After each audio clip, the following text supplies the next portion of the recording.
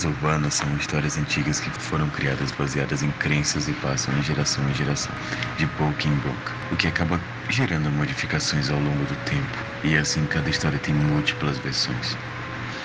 Seu objetivo geralmente é religioso ou simplesmente assustar quem a escuta.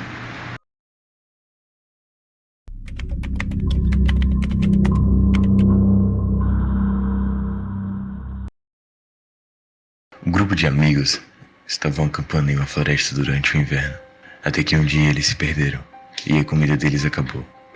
Passando um tempo, um dos integrantes do grupo acaba não aguentando a fome e comete canibalismo. Acontece que, na região onde eles estavam, existia uma maldição, onde se uma pessoa cometesse canibalismo, ela iria virar uma criatura chamada Indigo. Uma criatura que consegue imitar vozes humanas para atrair suas vítimas, correr muito rápido e ter uma forma física muito grande. Depois disso, ele começou a caçar, pois quando acabasse o inverno, ele tinha que hibernar, porque ele só gosta do frio. Ele caçava corpos e guardava dentro de uma caverna onde ele hibernava, para não morrer de fome. Porém, houve uma vítima que ele mordeu, mas ela conseguiu escapar. Essa vítima acabou se alimentando de carne humana, pois a maldição havia sido passada e assim, ela acabou virando um indigo também. E foi seguindo essa rotina. Alguns morriam e outros escapavam. E esses que escapavam acabavam virando indigos. E com essa lenda, quando chega o inverno nos Estados Unidos, as pessoas tendem a ficar um pouco longe das florestas, pois podem haver indigos caçando. Então, se você escutar vozes conhecidas em florestas, tome cuidado. Como eu disse, eles têm a capacidade de imitar vozes humanas.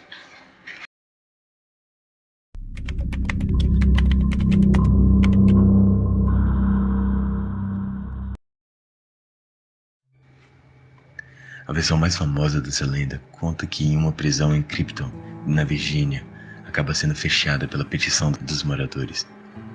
Depois que essa prisão foi fechada, o governo decidiu transferir todos os prisioneiros para uma outra prisão.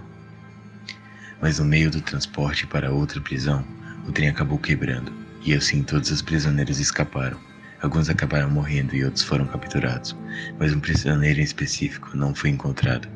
Depois da fuga desse homem, começou a surgir lendas no local, sobre um homem fantasiado de coelho, que estava assassinando coelhos e pessoas que passavam pelo local de noite, dizendo que eles estavam invadindo a propriedade dele.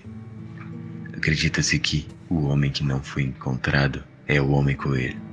A lenda ficou tão famosa que começou a surgir vários relatos de pessoas que afirmam que viram esse Homem-Coelho.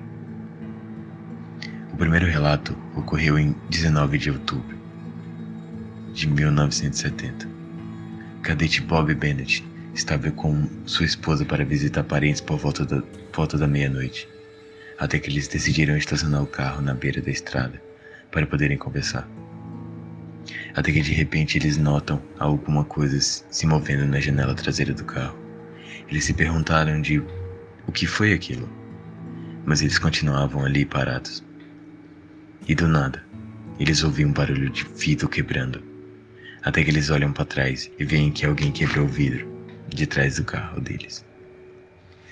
Assustados, eles decidem sair do carro para olhar o que aconteceu, e quando eles saem do carro, eles veem uma pessoa toda branca olhando para eles, e ela fala: "Saiam da minha propriedade, ou eu vou matar vocês." Rapidamente, o casal volta para o carro e vão embora.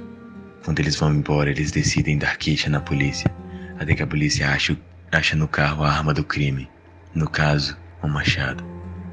E quando o policial pergunta para o cadete Bennett sobre o que ele viu quando saiu para fora do carro, ele fala que viu uma pessoa com roupa toda branca e com a máscara que parecia ser de coelho.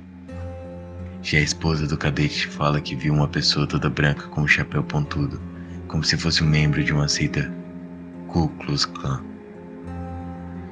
Mas depois de uma investigação descobriram que a arma do crime pertencia à pessoa que estava assassinando os coelhos e pessoas.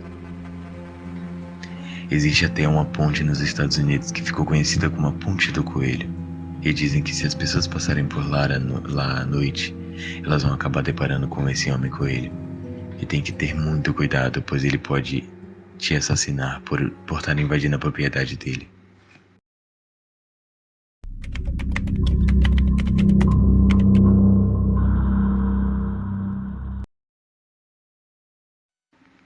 Na província de Saskatchewan existe uma pequena vila chamada St. Louis. E nessa vila existia uma linha de trem que foi desativada por causa de um incidente pesado. Mesmo sendo fechada, a linha continuou lá, e pessoas estavam falando que viam uma luz enorme com uma luz pequena em volta, afirmando que havia um trem lá, o que era estranho, pois como havia um trem se a linha estava desativada? Com muitos relatos dessas luzes, o governo decidiu remover os trilhos da linha para acabar com esses relatos. Mas o estranho é que mesmo removendo as linhas de trem, ainda se continuavam os relatos daquelas luzes estranhas. E lembra que eu havia falado que ocorreu um incidente pesado para a linha ser fechada? Conta a lenda que um funcionário estava arrumando os trilhos, quando de repente um trem passou por cima da sua cabeça. A cena foi horrível e de revirar o estômago de qualquer pessoa. E quando foram tirar o seu corpo dali, eles perceberam uma coisa. Eles não acharam a cabeça do funcionário. Talvez porque ela tenha sido esmagada pelo trem ou algo assim. Eles não tinham certeza. Então só seguiram com o corpo para fora dali. Então dizem que aquela luz pequena que fica em volta da luz grande é o fantasma do homem que está procurando a sua cabeça até hoje, que nunca foi encontrada. Ou até mesmo pode ser a sua cabeça, que fica em volta do trem como uma maldição. Nunca se sabe.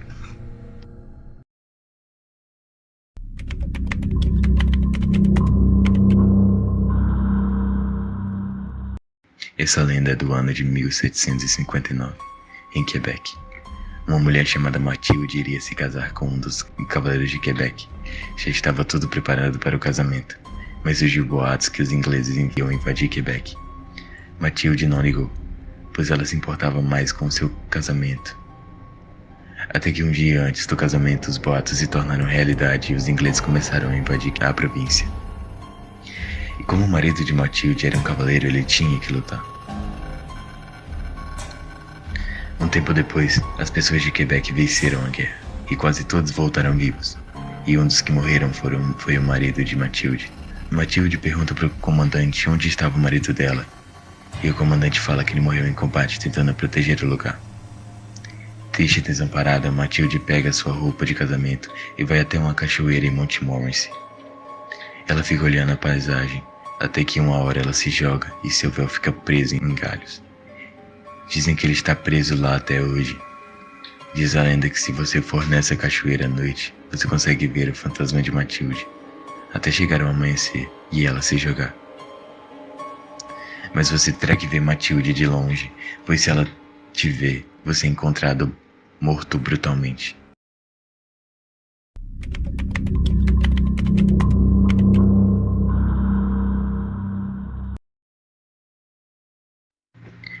A Inglaterra acreditava que esse era o próprio diabo.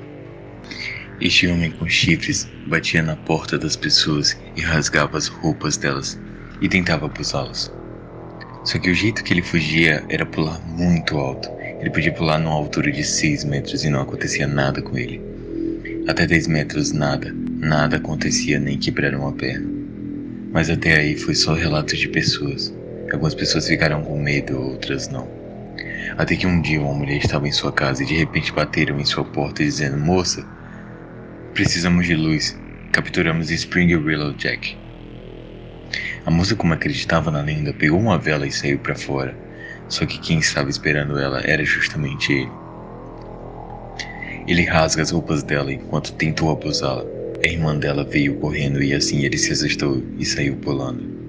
Então basicamente conta a lenda que esse demônio, diabo, do jeito que você quiser chamar ele, fica passeando pela Inglaterra batendo nas portas dos outros. E se você abrir, ele vai tentar abusar de você. Mas se você tentar pegá-lo, já sabe que ele fugirá. E dizem que ele fica caminhando pela Inglaterra de noite, e se encontrar alguém perdido, parado sozinho pela madrugada, ele vai atacar aquela pessoa.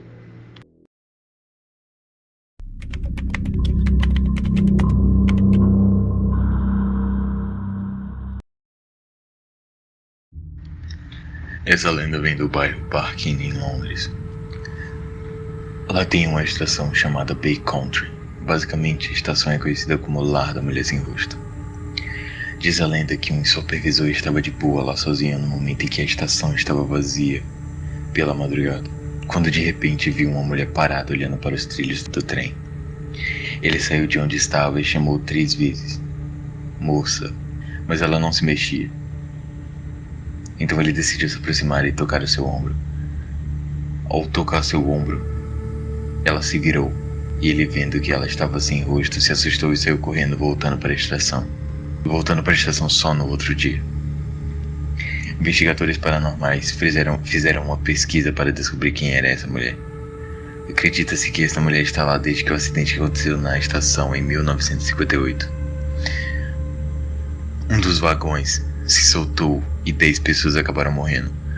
Quando os corpos foram encontrados, um dos corpos estava com o rosto arrancado e deformado.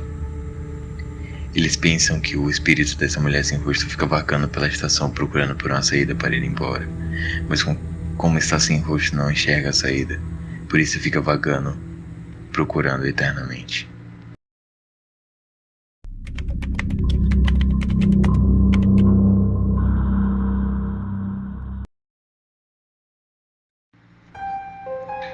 Durante a Segunda Guerra Mundial, um avião bombardeiro caiu aos arredores de Canberra, matando os que estavam a bordo em uma grande explosão.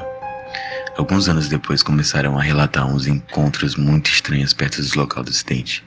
Eles disseram que dava para ver luzes próximas do local.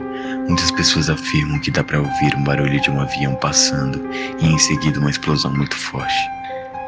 Mas nada disso foi comprovado. Foi aí que as pessoas começaram a ficar estranhas. Um adolescente estava andando perto do local do acidente e de repente ela saiu correndo da floresta gritando e pedindo ajuda, dizendo que estava sendo seguida por um homem pegando fogo, e ela ainda dizia que esse homem estava correndo atrás dela durante muito tempo até a beira da floresta. Depois disso, mais e mais relatos surgiram de pessoas que tiveram encontros horríveis perto do local do acidente. O rumo que a história tomou acabou sendo suficiente para afastar pessoas do local, com medo de ver esse tal homem pegando fogo. Então, de acordo com as lendas, em alguns dias nessa cidade onde foi o acidente, dá pra se ouvir pessoas pedindo socorro pegando fogo, mas a verdade são os espíritos que morreram no avião buscando por ajudas.